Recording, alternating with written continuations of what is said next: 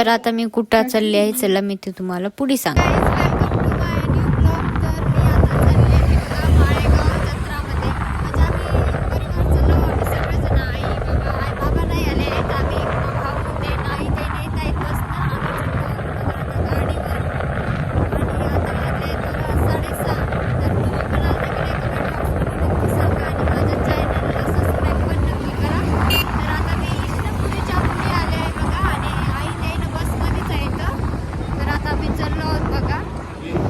आणि हे व्ह्यू बघू शकता तुम्ही, सूर्य ते खूप जास्त भारी वाटत आहे.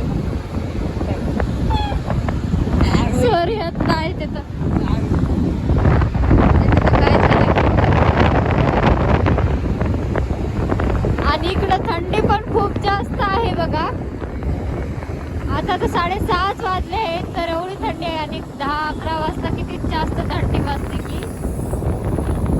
तर आता मी पोहोचले आहे बघा आणि बाहेरून इतका भारी व्ह्यू दिसते ना, खूप भारी अशी लाइटिंग वगैरे एकदम भारी बघा. मी सकाळी येणार होते म्हणजे व्ह्यू साठी, मी रात्री आले आहे बघा. माझी आई ते पण आली होती बसनं. आता मी चालले आहे बघा मधामध्ये. इकडं आकाश पाणी इतके जास्त होते ना, खूप जास्त बघा. आणि मोठे पण खूप जास्त होते. मला पण याच्यात बसायचं आहे बघा आता. तर गेल्या बारीस मी आले नव्हते, म्हणजे फर्स्ट टाइमच आहे माझं येणं. गेल्या बारीस आम्ही भीमा कोरेगावला गेलो होतो ना, तर बाहेरूनच व्ह्यू वगैरे बघला होता. या बारीस आलो आहोत बघा. माझ्या आईला नारळ वगैरे फोडायचं होतं म्हणून आम्ही आता चाललो आहोत बघा मंदिरामध्ये. तर खूप जास्त पब्लिक वगैरे होती म्हणून इथं जय मल्हार नाव होतं, म्हणजे मंदिराचं या बाजूचं होतं वाटते. तर तिकडं सगळेजण नारळ वगैरे फोडू लागले होते. तर आम्ही आकाश पाळण्यामध्ये बसलो होतो. तर आमच्या संग स्कॅम झालाय बघा. ते तिकीटवाला आहे ना, त्याने चिल्लर देतो म्हणून आमच्याकडून 1,500 घेतले ना, आम्हाला 900 रुपये दिले. बरं झालं आम्ही आकाश पाळण्यामध्ये बसण्याच्या आधी एकदा पैसे मापले होते तर 900 दिसले होते बघा. आम्ही त्याच्याकडून डबल जाऊन पैसे घेतले आहेत बघा. तर असंच तुमच्या संग स्कॅम होऊ नये म्हणून मी सांगत आहे तुम्हाला गोष्ट. तर तुम्ही पण तिथे गेल्याच्या नंतर पैसे वगैरे बराबर बघून घ्या. आणि आता आमची यात्रा वगैरे झाली आहे बघा